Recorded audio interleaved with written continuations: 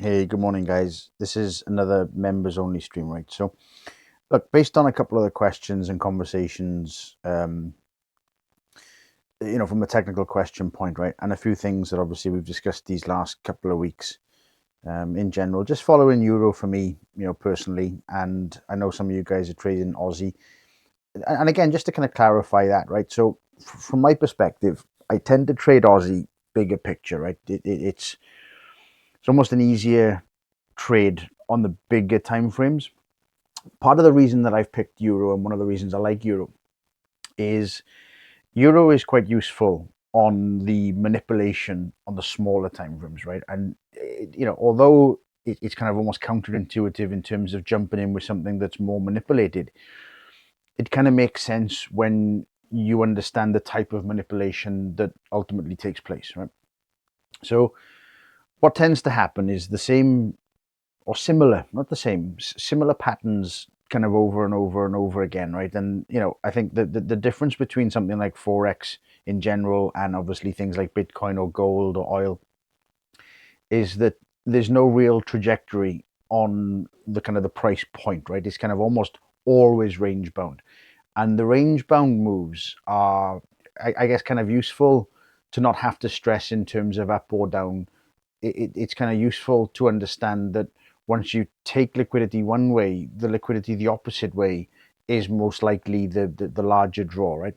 So if you think of what I put in the new educational section in terms of the summary, realistically, what I'm looking at, right, is whether it's Elliott wave, whether it's Wyckoff, whether it's just the bigger picture, all I'm trying to obtain is a larger scale bias, right? So if I just zoomed out month on month, right, this for me, it almost doesn't need a count, especially at this kind of level, right?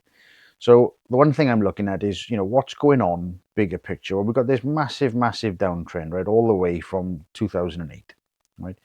So for me, this high price here, all the way down, it's just that, right?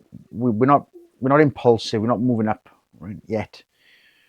We kind of we've kind of gone a bit more sideways, right? And I guess in the last, the last year, 2 years now, realistically, we've kind of got this even tighter range, right? Now, what tends to happen with a tighter range is you start to get, bigger impulsive moves, right? Now, this is where I would flip to Aussie bigger picture, because if I was to, review this, we've had this kind of major downtrend, right? We've kind of dropped down, we've spiked back up, but at the moment we've failed to make, new lows, right? Because of this consolidation, the question is there something happening? Could this be up or could this be down, right? Now, it's not at this time frame that I'm trying to anticipate this or to guess this. I'm just looking at the bigger picture, right? And I'm looking at things like ultimately DXY. And, DXY, as I've said for the last probably 2 years now, in terms of the 100.70 level, right, that I mapped out, and the 108. These are kind of key areas, right? Now, when we pinged this down here and we started to, spike down, the obvious area was simply above liquidity, right? Now, it's great to say, oh, well, I think this, and now we're going to carry on up and we go up forever, or we're going to reject from this and now we go back down into the sub 90s, right? Again, it's not about that, right? This is not about, looking at that in terms of the picture. Now, it's working with that as a picture, right? So what I'm looking at is on this monthly time frame, if DXY is looking relatively strong, right? Worst case scenario, we're likely to get a wick fill and rejection. Right? Best case scenario, we poke above the wick fill and we get the break of structure to the upside, right? So either which way, my bias is ultimately DXY wants to move up, and that's kind of almost the summary, right? So I'm not trying to kind of go too deep in terms of where, why, what, how. What I'm looking at is just this in terms of a general bias, right? So now let's go back to you. When I'm trying to dissect this in terms of where we're going, right? There's a couple of things, and you'll see I've put this on you. There's this algorithm, right? Buy side, sell side liquidity, right? So what I found, right, and this is something, again, once you kind of understand, and I wanted to put this on so I can show you guys how this works, right? This is a free indicator. You can kind of go get this yourselves. In terms of the grand scheme of things, right, all this is highlighting is where the liquidity is sat, right? So you've got this sell side liquidity, right? We basically come back into it and we swept it, right? And I'm still talking a monthly time frame. We then come up and we create new highs, right? So this was kind of technically the breaker structures here, right? Now, at this particular point, what we now have is another large one, right? And I'll do this with a box rather than it being just freehand. We have another large one, right? That's sitting kind of here, okay? So we can identify these areas of interest on this, massive time frame, okay? Now, I'm looking at this and saying to myself, well, we swept it the first time. We've kind of swept it the second time. We had this major rejection again, right? And therefore, we kind of back into the same area. What is price trying to do? Right? And the reality is, price is wanting to, again, try to reject.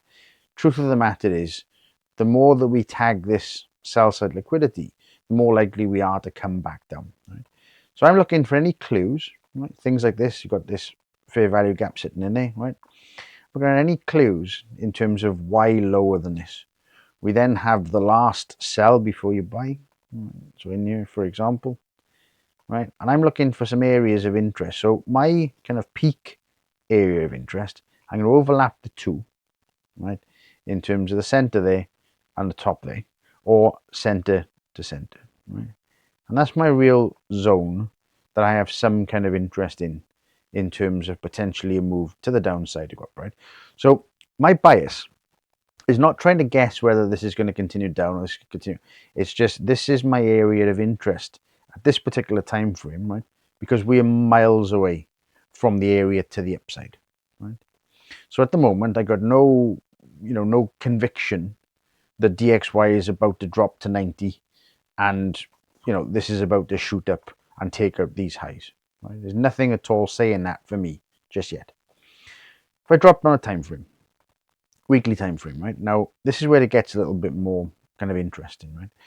As you can see in my area of interest, we have now what this Lux Algo indicator is calling a liquidity void, right? I'm guessing that's the fair value gap. It's just an imbalance, right? So again, it's different terminology for the same concepts, right? The same principles. So I do see some logic as to why we would drop down, it's still, 300 pips plus. Let's go look at from what this is to kind of this, even if I said the center of the fair value gap, you're talking 465 pips, right? So it's still a pretty major move. I'm on this weekly time frame. So for me, now what I'm looking at is distilling this to say, well, we swept the highs here, right? We took out the equal highs, and therefore this was the fuel to move down, right? Now again, we didn't sweep anything here, right? Because we still technically inside it. So what I'm looking at is there a potential for the rejection of these kind of areas, right? These highs to continue down before we start thinking of even going long, right? Or obviously a continuation down. But this is kind of the target zone for any kind of change for me in terms of the structure, the trend, bigger picture. So what I'm seeing right now is the buy side liquidity, right, is one aspect of this. The sell side liquidity, although we're in the sell side, right, I'm not seeing any kind of major impulsive move yet, okay? So if I was to now say, okay, let's take a look at the stochastic. The stochastic has a false bar.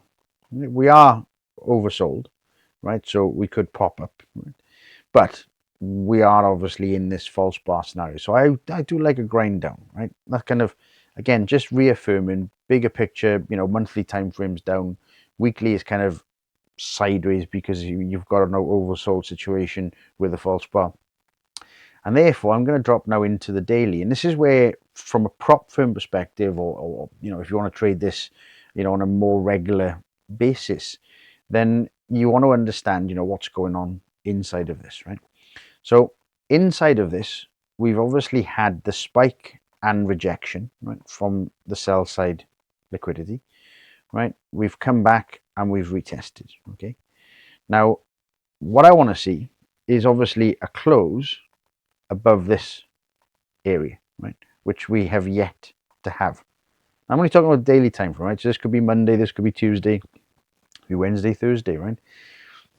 Now what I want to do is let's take another look at the stochastic. Well, stochastic at this point is kind of almost the inverse to the weekly, right? So although we've potentially seen a kind of a shift back up here, right? The shift back up doesn't look great. It doesn't look impressive, grand scheme of things, okay?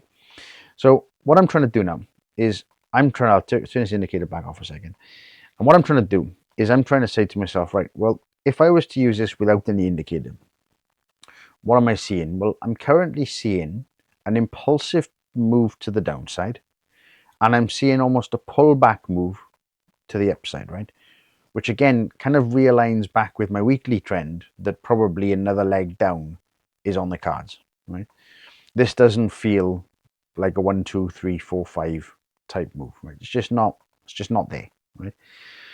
So what I want to do now is I want to look at the bigger areas. Now, this one obviously broke here, right? Which is probably this green one looking at it, if I was to draw the zigzags inside, right? So this one is actually my major swing high, right there, just above that level, right? I'll probably end up putting one back in there, but this is what I'm kind of thinking of in terms of, again, from a mechanical perspective, right? If I went, two to the left, two to the right, for me, is this one higher? This one is 9.5, and this one is 6. So actually, it's that red one. Put that on there. It's that red one there. I'll just straighten that up. So it's that red one there, right? So look, in theory, we have now yet to close above that move, right? So if we were to come up on Monday and we have, a green candle there, then the chances are we're going to head, at least this area, right? If not, obviously fill in that gap there, right? And obviously continue a pullback move, which would then align with the weekly being oversold, pointing up false bar. That technically we've got a pullback move on the daily. That's a false bar weekly to the downside, and therefore the up move is not a true up move in the sense of an impulsive up move, right? So can you see how I'm kind of working the logic through each step, each part of the way, right? So what I'm looking at now is, if that's the case, what do I anticipate to happen? Well, I know that I've got my bigger draw to the downside, and I know I've got a pullback move to the upside, right? So at the moment, I'm kind of split decision up and down in terms of where I want to go smaller time frame. I know where I want to go bigger picture, right? I know that the bigger picture is I'm interested to take longs from down here potentially. I'm interested to short this if obviously the opportunity presents itself again on the smaller time frame for a move down, right? This will become my downside target. So what I'm looking at now is what's gone on inside of these moves, right? So again, this is the daily. Now, if I look back at this and I say, well, the last major swing low there, right, is this one here. So I now have kind of a range, right? And I'm working within this range in its current form. I'm a weekly move down, daily pullback, grand scheme of things. My monthly is also pointing down. My annual is pointing down, right? So I've got a 1 year down, I got a month down, I got weekly down, right? And therefore we're in a pullback of that bigger downtrend, okay? Now what I'm doing is I'm just replicating the process, and I'm saying to myself, okay, well, let's see what we've got. From this low, we know this was the major swing low. We've clearly made an uptrend, right? So again, if I was to mark the uptrend, right, the mark of the uptrend was ultimately all the way there. Okay, so again, I'm not being fussy. I'm not putting this on to be exact. I'm just showing you in terms of what's going on. We then come to a high, right? We do this and we change the character. So at this particular stage, we're in a downtrend, right? Until we do the inverse, right? So now we're in a downtrend, uptrend, downtrend, back to an uptrend, okay? So for me, this is clearly saying, if this is a pullback, there's my A, there's my B, right? Could I run some fibs? Could I do anything? And, I don't have to do this. I don't have to look at the fib levels or anything else in terms of, I'm just trying to give it to you that this becomes almost like your own strategy or your own kind of technique, right? Let me just get rid of all of these. all the brush ones. Here we go. Now, obviously at this particular point, right, what I've just said, I'll put the ABC back on actually. So if I've done this as my first move here, as my A, let's make that a bit bigger. Let's do that at 28, right? And then ultimately I have a B, okay? What I'm actually looking at now is if I was to combine, Elliot and everything else into this, kind of session, saying, well, this is again, pullback move, wrong place, pullback move, right? And what can I see if I was to run a fib extension? Is it anything that looks, obvious of some sort, right? I'm going to be completely accurate. I just want to understand what's going on, right? Now, at this particular stage, we have a 618 bounce. We have obviously the 100, which does look like it correlates to this, right? And then we've got the kind of golden, we got the golden kind of green zone up here, which brings us into, this whole, let me put a box on it instead. This brings me into the whole box. And this is just me trying to break down the logic, right? To show you guys how I'm thinking, when I'm seeing these things, right? Now, if we were to come, this high in terms of a pullback, right? There's obviously going to be an awful, good opportunity, right? It's going to be a great opportunity to take this long, right? So at the moment, my bias is still, well, we could have closed, we could have finished, a pullback move, ABC, right? And the ABC is, rejecting off that 618 almost perfectly, right? We obviously had the rejection off the prior swing high, right? So there's going to be liquidity there, right? Let me just see if put this little indicator back on. And there we go, right? So there's liquidity there, right? We've tapped into the liquidity. Now, there's no real reason we need to go up here, right? We could, and we could, tap into this area. We could tap into this area. There's obviously more liquidity just up a little bit higher again, right?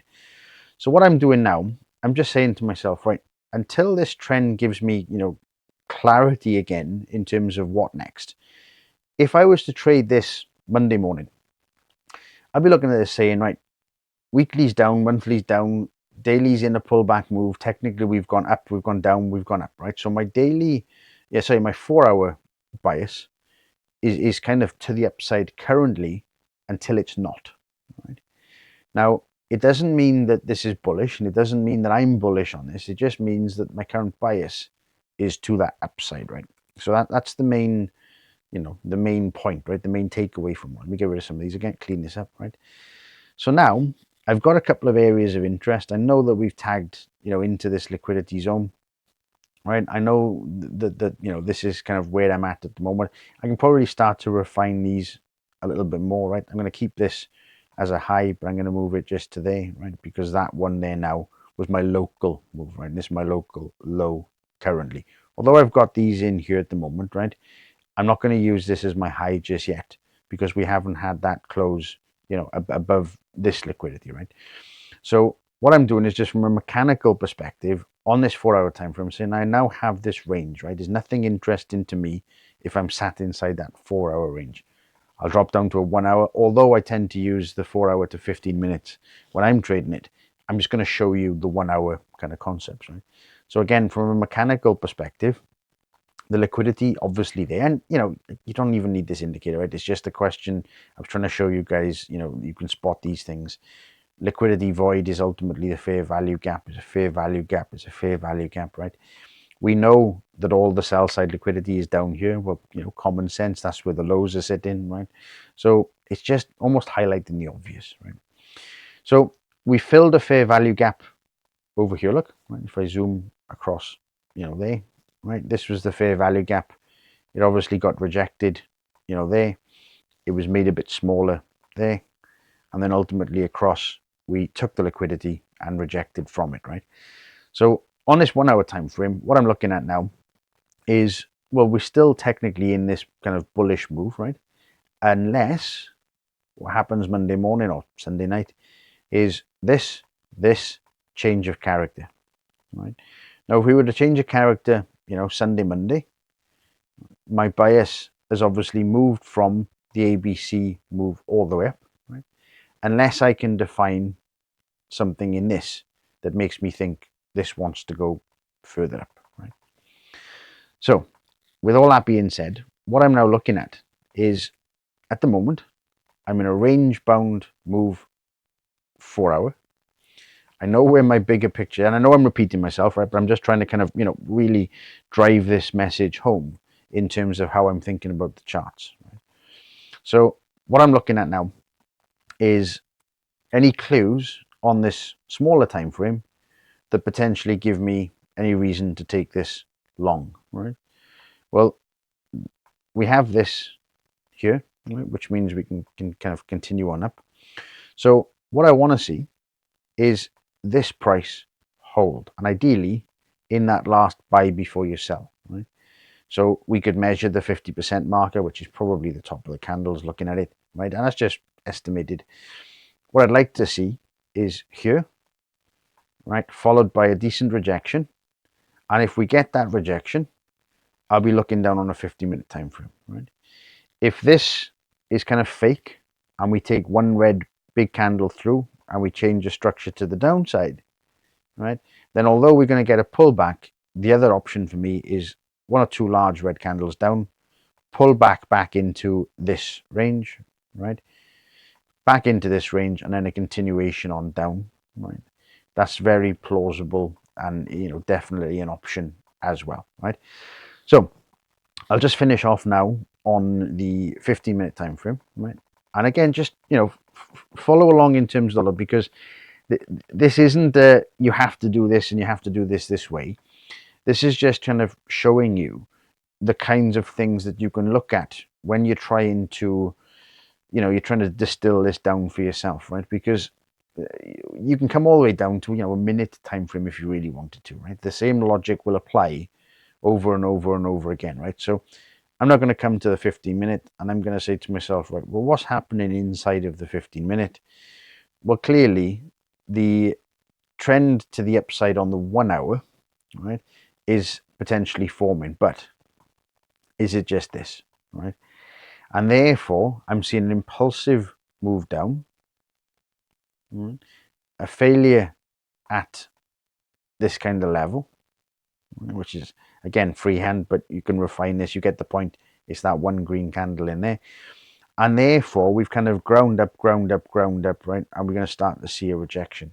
So what I'd like to see on this move is, again, kind of an impulsive move down, right, or an inducement move as they call it, and then ultimately back for retest, right, follow on down. That would give me my red 1 hour move, right, breaking the structure, then back into the range, giving me my 1 hour pullback, right, for obviously my continuation on down, which means if this happens, right, and we get to that point where we break these and kind of close below these, then for me the larger pullback is currently over, right, or the daily pullback is in a pullback of its own pullback, right? So anyway, the point being now I've come down to this particular level, right? All I'm going to do is say to myself, right, I know where I am in my mind, right? And I can journal all of this. I can put all this down. I'm lucky enough that for whatever reason, I've got a pretty good memory and I can just kind of keep tabs of this and say to myself, right, I know where I'm at in terms of down, down, up. And that's why one of the things that I said to you guys in terms of journaling is, if you are, new to this or unfamiliar with, keeping tabs of these types of records, right, especially in your own mind, is just in your journal, just literally have, monthly down, right, weekly down, like this. There we go. I don't know why that lagged again then. The daily currently is in a little bit of a pullback, so I'm going to put a smaller arrow, right? The 4 hour ultimately, well, actually that was pointing up. So again, 4 hour up, I'm going to put that slightly bigger, right? So anyway, you get the point. But when you're doing this with 2 time frames, 3 time frames, right? And this is why I do, weekly, daily, 4 hour, 15 minutes. Okay. Now you can add obviously the 1 hour, you can add the 5 minutes, you can add the 3 minutes, you can add the 1 minute, right? As long as you keep tabs of whatever it is you are looking at, right? So just keep even the journaling as simple as you can. Now what I'm looking at is we're at this particular point on a 50-minute time frame. Right? I'm still kind of technically in my range. Here's my low. This obviously was the swing high that caused these lows, right? So I'm not bullish in terms of even a pullback move. I'm not taking any longs until we break above this area. I'm not really interested in any shorts until we've had an inducement down, a pullback, and I see a clear rejection. Which means if I dropped into a 5-minute time frame, I want to see a drop, a pullback, and then I want to see a change of character on a 5-minute time frame, which means I could potentially short, and my short would look something like this, right? Change of character, my short would look then something like this, above the highs, and then I'd obviously have, massive downside potential, right? I can go there first of all, or obviously I can keep going to the much bigger time frame, which ends up looking like this, right? Now, at this particular point, I'm not saying there has to be one trade. It's multiple trades, but the concept will always be the same. The concept is going to stay pretty much the concept.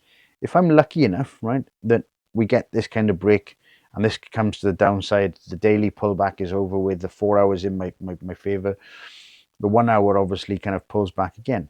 This gives me an opportunity to enter multiple times, right? I could enter, God knows how many times on this in terms of a move. And I could, replicate the same thing again. Let's do that. Replicate the same thing again. And I could end up with these moves that look pretty much the same, right? In terms of my, RR percentage down, right? On every single pullback, knowing that my bigger bias then is definitely down. All right. So anyway, I hope this makes a bit more sense. I know this was me kind of blabbering on, right? But I really wanted to put this together based on the technical questions the last couple of days, and just kind of emphasis what I've put in terms of the education. So the mechanical side of it, right? It's not that it's a different technique or a different process. This goes back to what myself and Paul were showing, a year ago, 18 months ago, in terms of the prop firm stuff initially, the Asian session sweep. It's a mechanical process based on it's the same every time. It's a if this then that, and that is it, right? It's the kind of, there's no more to it than that. All right. Anyway, hope you enjoyed this one. Thanks for watching, guys, and I'll see you on the next one.